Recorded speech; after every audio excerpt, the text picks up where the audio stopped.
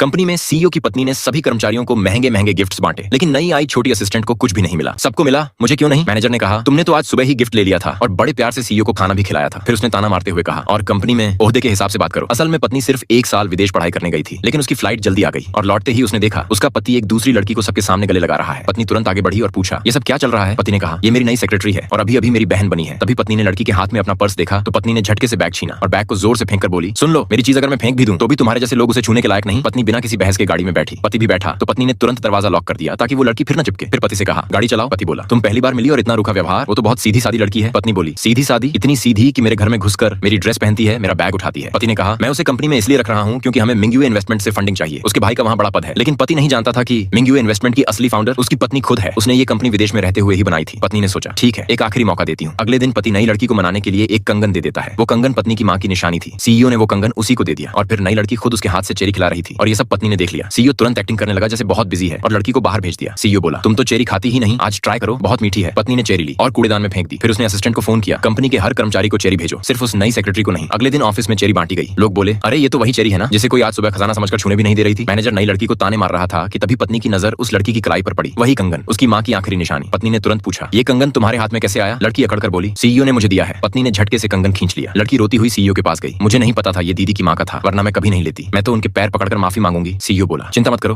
मैं बात करता हूँ। इतने में पत्नी वहां आ गई, लेकिन पति ने उल्टा कहा, एक कंगन ही तो है, इतना क्या ड्रामा? पत्नी ने उसी वक्त सीईओ का पसंदीदा एंटीक फूलदान उठाकर जमीन पर पटक दिया। तो ये भी तो बस फूलदान ही है। सीईओ आग बबूला हो गया। लड़की ने फिर भी रोना शुरू किया और बाहर भाग गई। सीईओ उसे बचाने दौड़ा। तभी पत्नी ने उसे पकड़कर कहा, मिंगयुए इन्वेस्टमेंट का फंड मैं दिला सकती हूँ, लेकिन आज अगर तुम उसके पीछे गए तो हमारे बीच सब खत्म। पति ने गुस्से में कहा, तुम क्या कर लोगी? उसके भाई के पास असली पावर है। पत्नी ने आखिरी बार कहा, मैं कह रही हूँ मत जाओ, लेकिन वो फिर भी उसे झटक कर चला गया। रात को वही लड़की नशे में डूबे सीईओ को घर तक छोड़कर आई। पत्नी ने तुरंत सीईओ को एक तरफ फेंका और उस लड़की पर चिल्लाई, मेरे घर से निकल। लड़की चली गई। पत्नी ने ठंडा पानी डालकर पति को जगाया, होश में आओ और निकलो। अगले दिन लड़की ने मौका देखकर पत्नी का हाथ पकड़ लिया ताकि बाद में आरोप लगा सके, लेकिन पत्नी ने थप्पड़ मार दिया। सीईओ ने आते ही पत्नी को जोर से धक्का दे दिया। तुम पागल हो गई हो क्या? क्यों मार रही हो उसे? पत्नी बोली, ये हर बार तुमसे क्यों चिपकती है? तभी पत्नी ने देखा उसकी मां का कंगन गिरकर टूट चुका था। उसने गुस्से में पति को जोरदार थप्पड़ मारा। आज से हमारे बीच जो कुछ भी था सब खत्म।